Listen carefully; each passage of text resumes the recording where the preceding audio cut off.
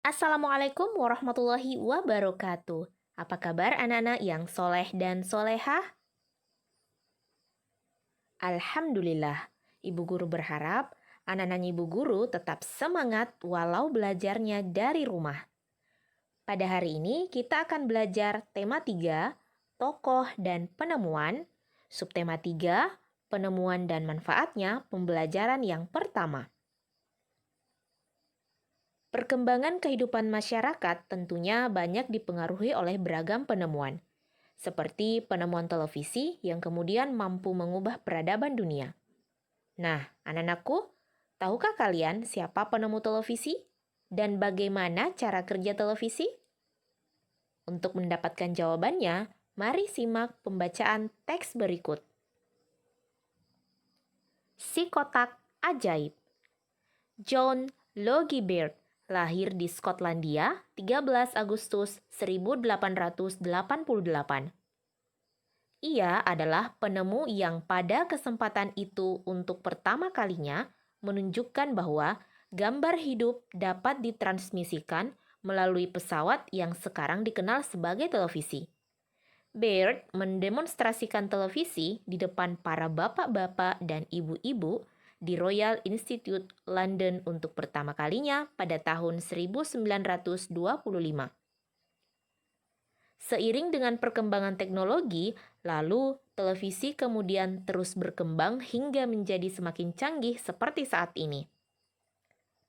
Prinsip kerja televisi secara umum adalah mengubah sinyal elektronik dan magnetik menjadi gambar dan suara. Sinyal tersebut berupa gelombang elektromagnetik, yaitu gelombang yang terdiri atas medan magnet dan medan listrik. Gelombang elektromagnet dapat merambat, dipantulkan, dan dibiaskan tanpa media perantara. Gambar yang kita lihat di layar televisi adalah hasil produksi dari sebuah kamera. Pada awalnya, objek gambar yang ditangkap kamera akan diubah menjadi sinyal gelombang elektromagnetik. Sinyal tersebut akan ditransmisikan oleh pemancar ke pesawat penerima pada televisi. Pesawat televisi akan mengubah sinyal yang diterima menjadi objek gambar yang utuh sesuai dengan objek yang ditransmisikan dalam bentuk hitam putih atau berwarna. Jadi, televisi adalah sebuah media telekomunikasi yang berfungsi sebagai penerima siaran gambar bergerak beserta suara. Kata televisi merupakan gabungan dari bahasa Yunani yang artinya jauh dan bahasa Latin yang artinya penglihatan.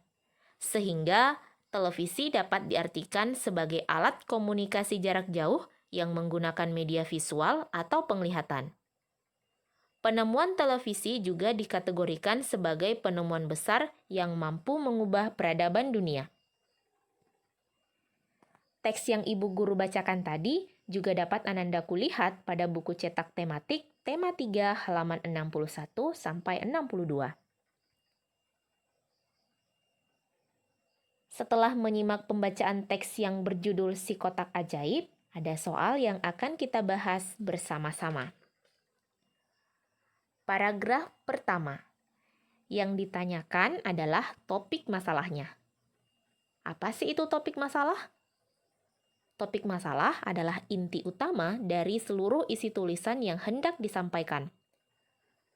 Topik masalah pada paragraf 1 adalah penemuan televisi oleh John Logie Baird.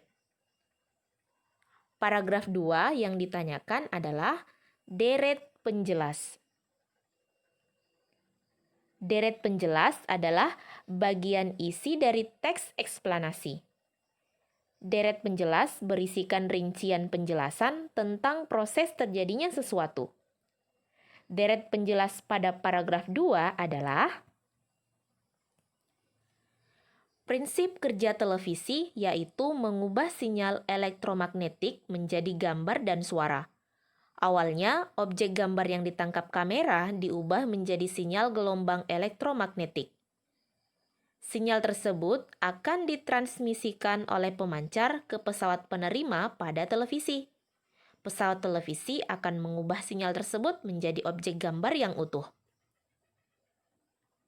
Paragraf 3 yang ditanyakan adalah kesimpulan dan pesan atau pendapat pribadi penulis. Nah, kesimpulan dan pesan atau pendapat pribadi penulis pada paragraf 3 adalah televisi berfungsi sebagai penerima siaran video dan audio dari jarak jauh. Oleh karena itu, penemuan televisi termasuk penemuan yang mengubah peradaban dunia. Masih tentang teks yang tadi, kita akan menentukan kalimat efektifnya. Tetapi, Ibu Guru akan mengingatkan kembali tentang apa sih itu kalimat efektif? Kalimat efektif adalah kalimat yang disusun dengan memperhatikan pedoman umum ejaan bahasa Indonesia. Dalam menuliskan kalimat efektif, kalian juga perlu memperhatikan penggunaan kata baku.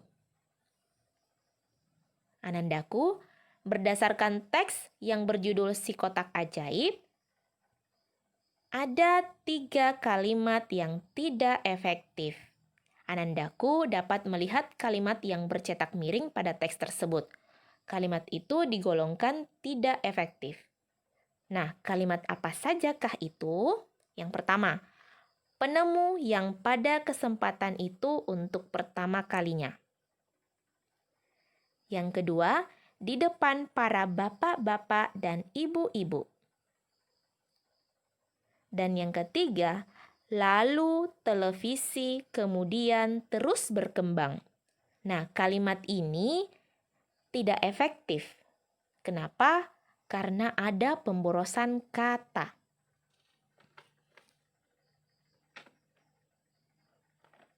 Contoh di kalimat nomor 2. Di depan para bapak-bapak dan ibu-ibu. Pada kalimat ini ada pemborosan kata. Kita identifikasi masing-masing kata yang Ibu Guru katakan pemborosan kata tadi. Yang pertama, kata para. Kata para artinya kata penyerta yang menyatakan pengacuan ke kelompok. Penggunaan kata para berarti subjek atau tokoh yang akan dibahas itu lebih dari satu. Jadi, kalau sudah menggunakan kata para, maka kata bapak dan ibu cukup diulang 1 kali saja.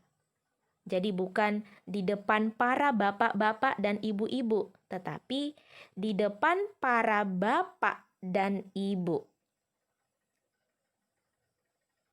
Sebaliknya, jika tetap ingin menggunakan kata bapak-bapak dan ibu-ibu, maka kata paranya dihilangkan saja. Contohnya, di depan bapak-bapak dan ibu-ibu. Nah, itu tadi pembahasan kita tentang kalimat efektif. Sekarang, Ibu Guru akan menjelaskan tentang pengaruh televisi terhadap kehidupan masyarakat di lingkungan. Beragam informasi yang kita peroleh dari televisi seperti berita, film, talk show, sinetron, acara hiburan, dan lain sebagainya. Tetapi televisi ini memiliki pengaruh. Ada pengaruh positif, ada pula pengaruh negatif. Nah, pengaruh positif dari televisi ada 3. Yang pertama, sebagai sarana belajar tambahan. Yang kedua, dapat memunculkan kreativitas. Dan yang ketiga, kita dapat mengetahui berita tentang pendidikan. Selain pengaruh positif, televisi ternyata juga memberikan pengaruh negatif. Apa itu?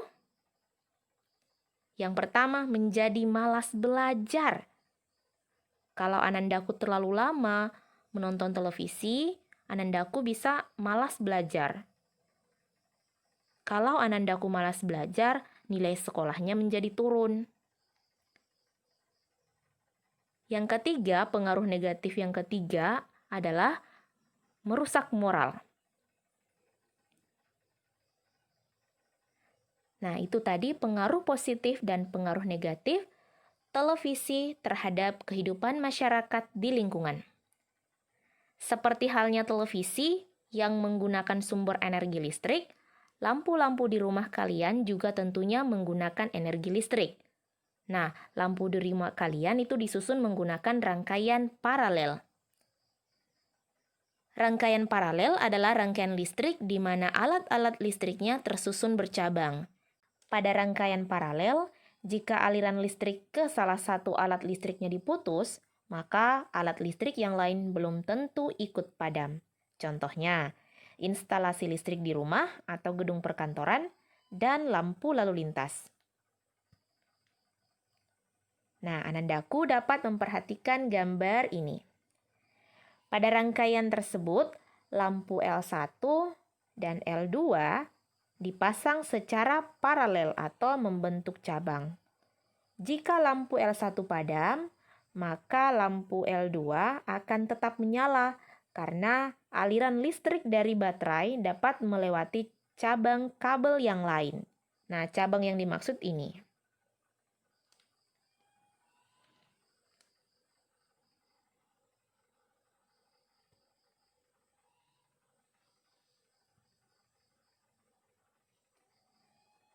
Nah, Anandaku, Ibu Guru akan menjelaskan tentang perubahan sosial budaya dalam bidang IPTEK, ilmu pengetahuan dan teknologi, dan pendidikan. Dahulu, masyarakat memperoleh ilmu pengetahuan hanya dari sekolah dan buku. Teknologi pada saat itu masih sangat terbatas. Seiring kemajuan IPTEK, masyarakat sekarang memperoleh informasi lebih lengkap. Informasi tentang kemajuan pembangunan di Indonesia, baik itu pembangunan jalan, waduk, sekolah, rumah sakit, dan informasi lainnya. Nah, informasi tersebut sudah dapat diakses melalui berbagai media sosial, bukan hanya televisi, tetapi juga bisa diakses melalui jaringan internet. Tetapi perlu diingat Anandaku, kita harus pandai-pandai memilah dan memilih tayangan atau informasi dengan bijak. Baik, itu tadi pembelajaran kita hari ini. Selanjutnya, Anandaku dapat mengerjakan tugas berikut. Selamat mengerjakan. Sampai bertemu lagi pada pembelajaran selanjutnya. Assalamualaikum warahmatullahi wabarakatuh.